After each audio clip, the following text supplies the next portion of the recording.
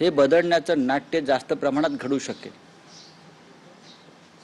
कारण जित्याची खोड मेल्याशिवाय जात नाही हे शिंदे गट आणि भाजपच्या बाबतीत मला म्हणायचं आहे.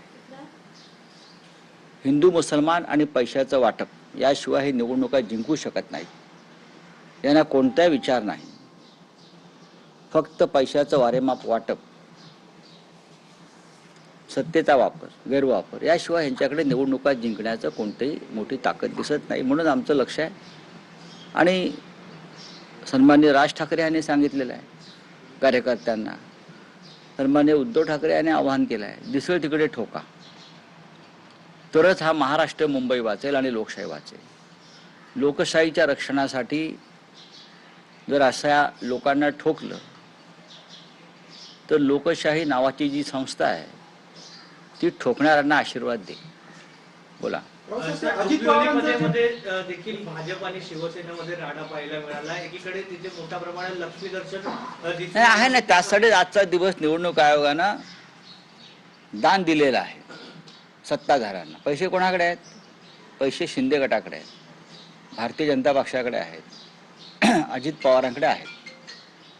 हा पैसा येतो कुठून हे अजित पवारांनीच काल सांगितलं. कशा फायली शेकडो कोटीच्या बेकायदेशीरपणे मंजूर करण्यासाठी आल्या.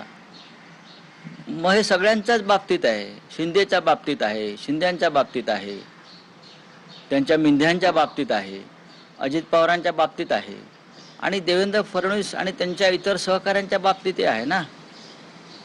त्याच्यामुळे निवडणूक आयोग किंवा या राज्यातलं अँटी करप्शन ब्युरो हे काय करत आहे? हे काही करणार नाही.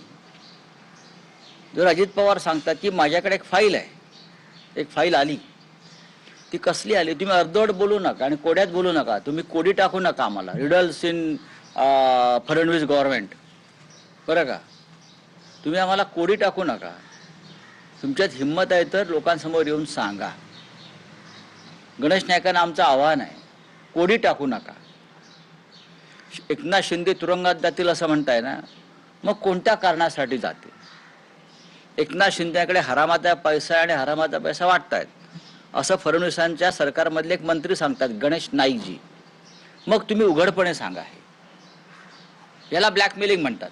माझ्याकडे आहे, बघा बघा, मी उघड करीन, तुम्ही माझं उघडं करू नका, मी तुमची नाडी सोडणार नाही. हे या राजकारणात जे चाललंय महाराष्ट्राच्या ते चुकीचं आहे. सन्मान्य गणेश नाईक असतील, अजित पवार असतील, यांच्याकडे जर काही महाराष्ट्राच्या हिताची माहिती असेल, महाराष्ट्र कसा लुटला जातो याविषयी काही माहिती असेल, तर त्यांनी महाराष्ट्राचे नागरिक, त्यांनी शपथ घेतलेली आहे संविधानाची, त्यानुसार त्यांनी लोकांसमोर उघड केलं पाहिजे.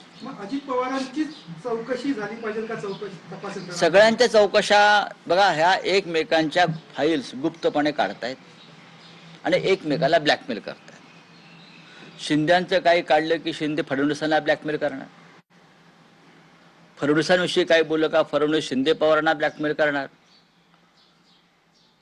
या महाराष्ट्रामध्ये, महाराष्ट्राच्या राजकारणात आणि सत्तेत एकमेकांना ब्लॅकमेल करून स्वार्थ साधण्याचा प्रकार सुरू आहे.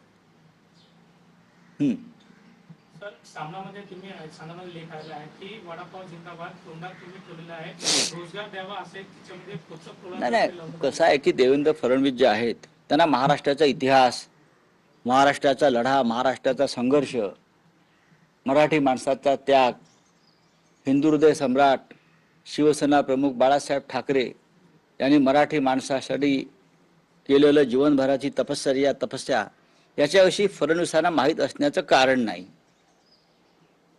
ते शिवाजी पार्कच्या सभेत थट्टा उडवतात वडापावची. ही काय दिलं? वडापावच्या गाड्या दिल्या, आम्ही रोजगार देऊ. किती लोकांना रोजगार दिला? तुमचे 5-25 ठेकेदार भाजपचे